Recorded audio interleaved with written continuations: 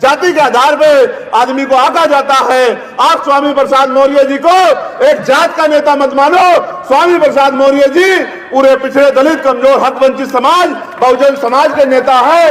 और मैं आपसे अपील करता हूं, हमारी आंखें खुली हुई हैं, हम लोग पढ़ लिख लिए हैं, दोस्त दुश्मन को पहचानने लगे हैं, अच्छे बुरे में फर्क महसूस करने लगे हैं। अगर आपको भूख लगी हो और जहर खाने को सामने रख दिया जाए तो क्या जहर खाओगे? तो इसका मतलब यह है कि अब वो दिन नहीं रहे कि एक लाठी से पूरा गांव घेर दिया जाता था और आपके बूथों पे कोई सामंती कब्जा कर लेता था। आज तो मेरा नौजवान साथी मूंछों पे ताव देके अपनी हक की लड़ाई लड़ता है और अधिकारी कर्मचारियों से सीना तान के बात करता है। अब समय बदल गया है। लेकिन सम्मानित साथियों, हम पूरे 5 साल सड़कों पे संघर्ष करते रहे, जुल्म जाति का मुकाबला करते रहे, अन्याय अत्याचार खिलाफ लड़ते रहे, थाने कचहरियों के चक्कर लगाते रहे, आंदोलन करते रहे। वो सब चीजें एक जगह तक ठीक है, लेकिन जब तक राजनीतिक शक्ति हमारे पास नहीं होगी तब तक हम पॉलिसी बनाने वाले हो ही नहीं सकते। और जब तक पॉलिसी नहीं बनाएंगे तो फिर हम अपने लोगों को आगे कैसे बढ़ाएंगे?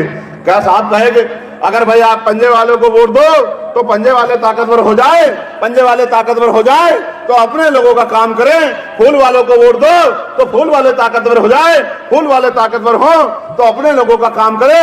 अगर आप गन्ना किसान को वोट दो तो हम सब लोग ताकतवर हो जाएं, और जब हम सब लोग ताकतवर हो जाए तो आपके लिए काम करें। मेरी माएं बहनें बड़ी संख्या में बैठी हैं, ईमानदारी से बताओ, चुनाव के बाद 5 साल कोई आपकी बस्ती में आवत है क्या?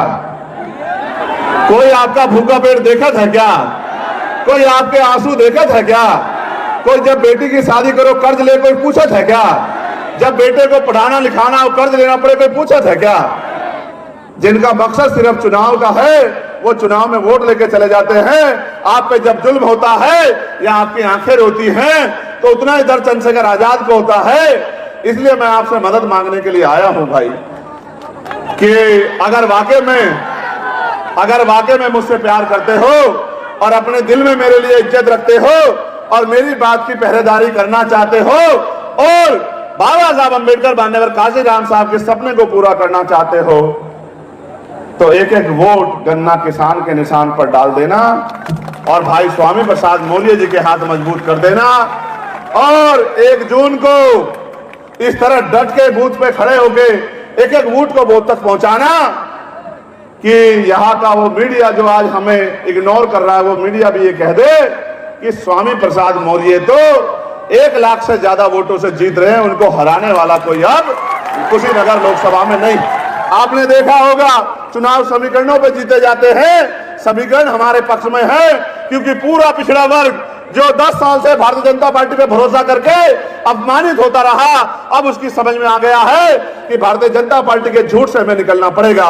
ऐसे तो प्रधानमंत्री भी कहते हैं कि मैं पिछड़े वर्ग से आता हूं, लेकिन जब उनसे पूछा जाए कि 10 साल में 27% पिछड़े वर्ग का आरक्षण बढ़ा के 52% किया तो उनके मुंह से आवाज नहीं निकलती। जब उनसे पूछा जाए कितने पिछड़े वर्ग के बच्चों को नौकरी दी तब उनके मुंह से आवाज नहीं निकलती। उनका एक मकसद है कि जाति के नाम पे भी वोट लो, धर्म के नाम पे भी वोट लो और जनता को गुमराह करो, 5 किलो राशन दो और इनकी वोट को मुफ्त में लूट लो। क्या हम इतने बेवकूफ रह गए हैं कि 5 किलो राशन पे हम वोट करने लग जाए? ये राशन कहां से आता है आपको पता है क्या? राशन और सरकार जो खर्च करती है बड़ी बड़ी योजनाओं में पैसा, वो जनता की टैक्स से आता है। आप 1 रुपए का सामान खरीदते हो 28% टैक्स लगता है। मैंने अगर 10,000 रुपए का मोबाइल खरीदा तो 1800 रुपए सीधे सीधे सरकार के खाते में जाते हैं। उन 1800 रुपए में से वो 200 रुपए का राशन हमें देके इस तरह का रोब गालिब करते हैं कि भाई वो हम पे बहुत बड़ा एहसान कर रहे, ऊपर से 1600 रुपए हमारा ही रख लेते हैं भाई। इसलिए मैं आपको कहना चाहता हूं, ये पुलिस के साथी भी हमारे खड़े हैं, ये गर्मी में हमारे बराबर का पसीना बहा रहे हैं, हमें इनकी बड़ी चिंता है। इसलिए मैं इनको भी आश्वस्त करना चाहता हूं कि 8 घंटे की ड्यूटी पुलिस की हो और सप्ताह में 1 दिन छुट्टी मिले और उनकी वेतन विसंगतियां दूर हो। इसके लिए भी हम, क्योंकि नगीना के लोगों ने हमें आशीर्वाद दिया है और 4 तारीख को हम लोग जब रिजल्ट आएगा तो नगीना लोकसभा भी हम लोग जीत के आएंगे तो पार्लियामेंट में आपके हितों की रक्षा करने का भी काम हम लोग करेंगे, आपके लिए आवाज उठाने का काम भी करेंगे। और तो और आपको जान के अचरज होगा, भैया आपको भी जानकारी शायद सरकार में रहे तो होगी, 180 रुपए भत्ता मिलता है इनको कपड़ा धुलाई का, और जब से कई पॉलिसी लागू हुई तब से तो वो भी ना मिल रहे। ये बेचारे भी बड़े परेशान हैं, इनकी हालत भी बड़ी खराब है, क्योंकि कोई नेता का बेटा सरकार पुलिस की नौकरी नहीं करे, ये भी किसान मजदूर के बालक है, बेटियां हैं, इनकी चिंता भी किसान मजदूर के नेता को ही करनी पड़ेगी। इसलिए इनकी आवाज भी हम उठाएंगे और अग्निवीर लाके, जो दलित पिछड़ों के बच्चे सरकारी नौकरी में आर्मी में जाके देश की सेवा करते थे, उनकी आवाज भी हम उठाएंगे, उस अग्निवीर का इलाज भी करेंगे और गुंडागर्दी की सरकार का इलाज भी करेंगे और अपने भाइयों को उद्योग धंधे लगा के रोजगार दिलाने का काम भी हम लोग करेंगे।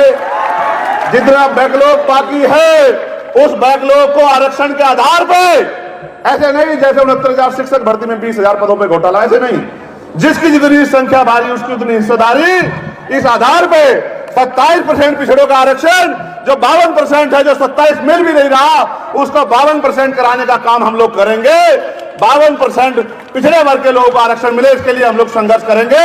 और मंडल कमीशन की सिफारिशें हो या सच्चर कमेटी की सिफारिशें हो, सारी सिफारिशों को या रंगनाथ मिश्रा की सिफारिशों, तमाम सिफारिशों को हम लोग लागू कराने के लिए संघर्ष करेंगे। और अगर सरकार हमारी बात ना सुने तो उनके कुर्ते फाड़ देंगे, पार्लियामेंट में भी लड़ेंगे और पार्लियामेंट के बाहर भी लड़ेंगे। इसलिए मैं आपसे अपील करता हूं, आपकी जेब में ये फोनवा है या नहीं है? ये फोनवा हथियार है आपका, समझते हो नहीं समझते हो? इसमें 100 नंबर होए और बाबू 2-2, 4-4, 10-10 फोन कर दो, रिश्तेदारी में कर दो, नहीं कर दो, जैसे बहन की ससुराल में कर दो, भाभी के मायके में कर दो, चाची की मायके में कर दो, ताई के मायके में कर दो, बुआ की ससुराल में कर दो, भैया भाभी नु कर दो कि एक एक वोट केतली गन्ना किसान के निशान पर डालनी है। भाई ये केतली रट गया हमसे, इसलिए रट गया कि हमने बहुत दिन केतली के लिए वोट मांगा, लेकिन ये तो समझो यही गन्ना किसान ही केतली है भाई। तो एक एक वोट ऐसे डालना कि आप केतली को ही डाल रहे हो, जोर जोर से बटन दबाना, कर दोगे नहीं कर दोगे? मतलब ये हमारी माए बहनें मजबूरी में खेतों में काम करें, कंपनियों में काम करें, सर पे ईंटा उठाएं, भट्टों में काम करें, कोल्हू में काम करें घर चलान को, और 500 रुपए पेंशन सरकार इनको दिए मजाक उड़ान को। तो मैं आपसे वादा करता हूं, आने वाले समय में कुटीर उद्योग लगा के महिलाओं को हम घर पे रोजगार दिलाने का काम करेंगे, सम्मान की जिंदगी दिलाने का काम करेंगे। और ये 500 रुपए की पेंशन बढ़ के जो विधवा, विकलांग और वृद्ध महिलाओं को मिलती है, वृद्धों पुरुषों को, उसको 5,000 रुपए कराने के लिए भी हम लोग संघर्ष करेंगे। ये जो बिजली का बिल 700-800 रुपए आता है, किसानों के साथ साथ गरीबों का बिजली का बिल भी माफ कराने के लिए हम लोग संघर्ष करेंगे। हम हर वो लड़ाई लड़े जिससे आपकी जिंदगी में बदलाव हो, लेकिन आप भी मदद कर दे नहीं कर दे? ऐसे हाथ उठा के बताओ जो लोग मदद कर दे। मुट्ठी बंद करो, ऐसे दोनों हाथ खुले मत छोड़ो। आपके हाथ में जो है चोरी कर ले जाए सरकार, बहुत डकैती वाली सरकार आ गई है भाई। तो ऐसे हाथ बंद कर लो, ऐसे दोनों हाथ बंद कर लो। तो बताओ संविधान की रक्षा कौन करेगा? देश की रक्षा कौन करेगा? किसानों की रक्षा कौन करेगा? नौजवानों की रक्षा कौन करेगा? दलितों पिछड़ों की रक्षा कौन करेगा? बहन बेटियों की रक्षा कौन करेगा? महापुरुषों का सपना पूरा कौन करेगा? और पुलिस की रक्षा कौन करेगा? और ये बताओ हमारा निशान क्या है, जरा जोर से बताओ। यहाँ क्या है हमारा निशान, जरा जोर से बताओ। इस गन्ने को मजबूत कर दे नहीं कर दे? और ये गन्ना मजबूत हो जाए तो स्वाद आए मीठा मीठा, और विरोधियों को आए कड़वा कड़वा। कर दे नहीं कर दे मदद? और भूल तो ना जाओ, और घर जाके कोई पैसा दे दे, शराब वराब पिला दे तो स्वाभिमान से समझौता तो ना करो? क्यों अम्मा समझौता तो ना करो? ये वोट बिकन के लिए ना मिली, ये वोट मिली है इज्जत की जिंदगी के लिए, और इज्जत की जिंदगी तब मिलेगी जी भाई Swami Prasad Maurya ji member of parliament बन जाए। तो आप सबका बहुत बहुत धन्यवाद।